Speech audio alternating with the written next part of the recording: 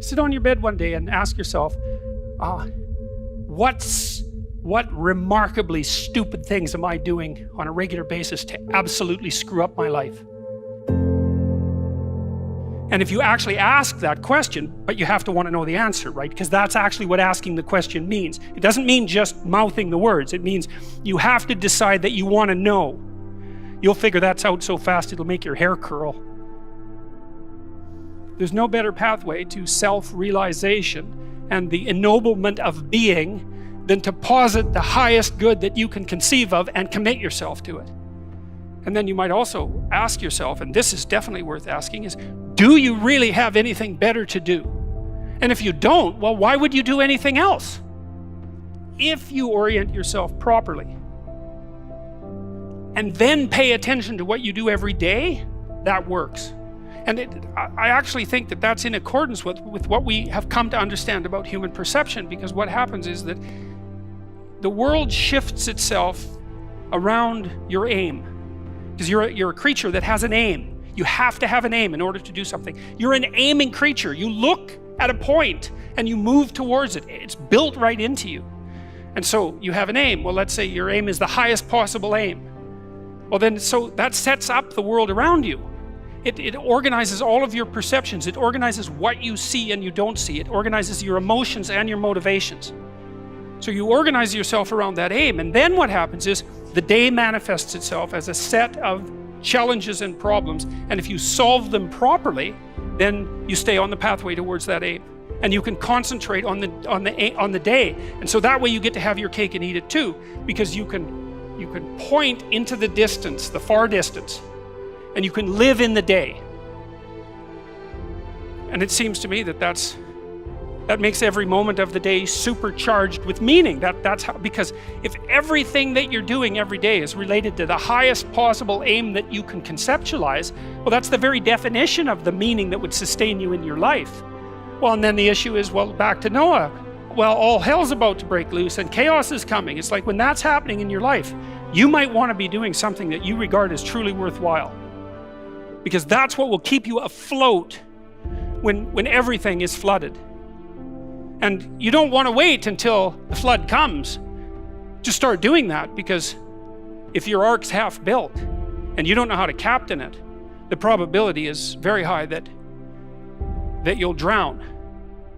Ask and it shall be given you. Seek and ye shall find. Knock and it shall be opened unto you. For everyone that asketh receiveth, and he that seeketh findeth, and to him that knocketh it shall be opened. That sounded pretty optimistic again. But again, I think it's a description of the structure of existential reality, and by which I mean, when I'm in my clinical practice and I observe, and this is also the case with my students, is, let's say, people's lives aren't what they would like them to be. And so then you ask, why? Well, forget about tragedy and catastrophe, because that's self-evident, and we're not going to discuss that. Although the degree to which you bring about your own tragedy is always indeterminate. But I would never say that every terrible thing that is visited on a person is something they deserved. I think that that's a very dangerous presupposition, especially because everyone gets sick and everyone dies. But one of the main reasons that people don't get what they want is because they don't actually figure out what it is. And the probability that you're going to get what would be good for you, let's say, which would even be better than what you want, right? Because, you might be wrong about what you want easily, but maybe you could get what would really be good for you.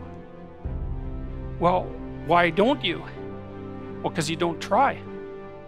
You don't think, okay, here's what I would like if I could have it. And I don't mean in a way that you manipulate the world to force it to deliver you goods for status or something like that. That isn't what I mean. I mean something like, imagine that you were taking care of yourself like you were someone you actually cared for. And then you thought, okay, I'm caring for this person. I would like things to go as well for them as possible. What would their life have to be like in order for that to be the case? Well, people don't do that. They don't sit down and think, all right, let's figure it out. You've got a life. It's hard, obviously. It's like 3 years from now, you can have what you need. You got to be careful about it. You can't have everything. You can have what would be good for you, but you have to figure out what it is, and then you have to aim at it.